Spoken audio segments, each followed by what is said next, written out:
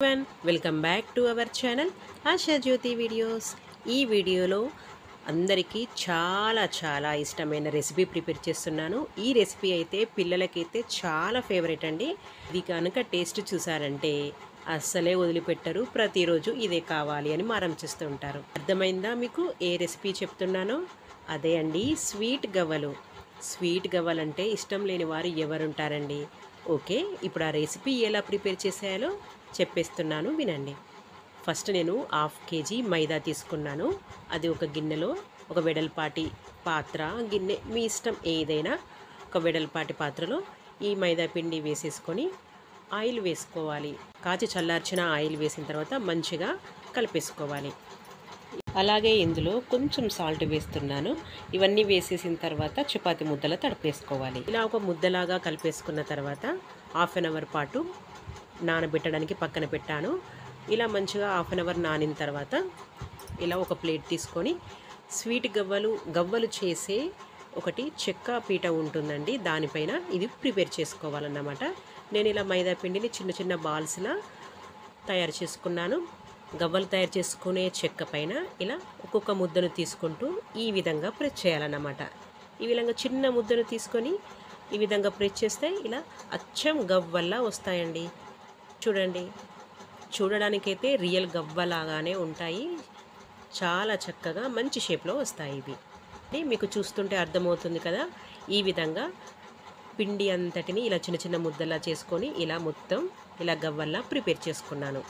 అయితే మైదా పిండిలో కాచి చల్లార్చిన ఆయిల్ వేసి మంచిగా ముద్దలా అయ్యేంత వరకు నేను వీడియోలో చూపించాను, చూసారు కదా. ఆ విధంగా మనం చేతితో పట్టుకుంటే పిండి చేతికి అంటుకోకుండా ఉండాలన్నమాట. ఆ విధంగా మంచిగా తడుపుకొని 1/2 అవర్ పాటు నానబెట్టుకోండి. అలా అరగంట సేపు నానిన తర్వాత మాత్రమే ఈ గవ్వలు చేసుకోవడానికి వీలుగా మంచిగా వస్తాయి. చూడండి, ఇలా మీరు ఏ సైజులో ఉంటే ఆ సైజులో ప్రిపేర్ చేసుకోవచ్చు. చిన్నగానైనా చేసుకోవచ్చు, ఇంకాస్త పెద్దగానైనా చేసుకోవచ్చు. మీకు ఈ వీడియోలో చూపించడానికి వీలుగా నేను కాస్త పెద్ద సైజులో చేసి చూపిస్తున్నాను. అలాగే చిన్నగా కూడా చేశాను, చూసారు కదా. ఇప్పుడు స్టవ్ ఆన్ చేసుకొని నేను డీప్ ఫ్రైకి సరిపడా ఆయిల్ పెట్టేశాను. ఆయిల్ మంచిగా వేడైపోయిన తర్వాత ఇందులోకి సరిపడా కొన్నిగా వేసుకుంటూ మంచిగా మీడియం ఫ్లేమ్లో రెడ్ కలర్ వచ్చేంత వరకు వేయించుకోవాలి. రెడ్డిష్ కలర్లో వచ్చేంత వరకు వేయించుకోండి. ఇలా మంచిగా రెడ్డిష్ కలర్లో వచ్చిన తర్వాత తీసేసుకోండి. అంతే అండి, చాలా ఈజీ.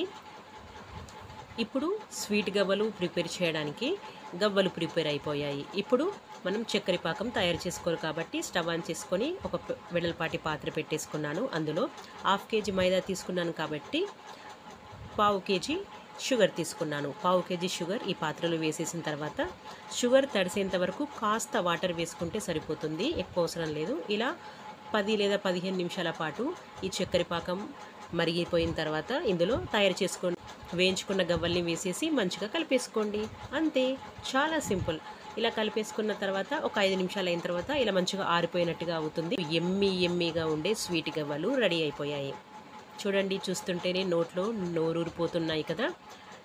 చాలా మంచిగా వచ్చాయి. టేస్ట్ మాత్రం చాలా బాగున్నాయి. మీరు కూడా మీ పిల్లలకి చేసి పెట్టండి, చాలా హ్యాపీగా ఫీల్ అవుతారు. చాలా బాగా నచ్చుతాయి కూడా. పిల్లలకి స్నాక్స్ బాక్స్లో కూడా పెట్టివ్వచ్చండి, చాలా ఇష్టంగా తింటారు. ఈ వీడియో కనుక మీకు నచ్చినట్లయితే ఈ ఛానల్ని సపోర్ట్ చేయండి, సబ్స్క్రైబ్ చేయండి. సబ్స్క్రైబ్ చేసినట్లయితేనే నేను నా ఛానల్లో వీడియోస్ పెట్టినప్పుడల్లా మీకు నోటిఫికేషన్ వస్తుంది. అప్పుడు మీరు ప్రతి ఒక్క వీడియో మిస్ కాకుండా చూసేయచ్చు. ఓకేనా?